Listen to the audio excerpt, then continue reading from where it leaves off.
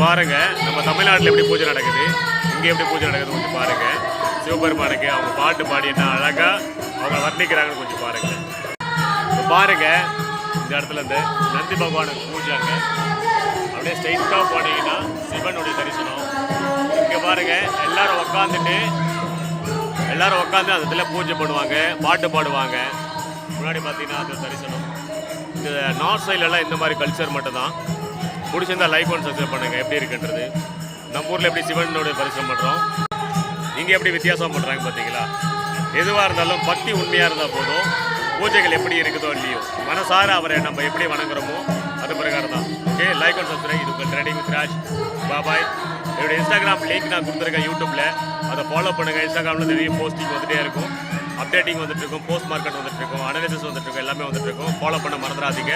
இது உங்கள் trending with Raj.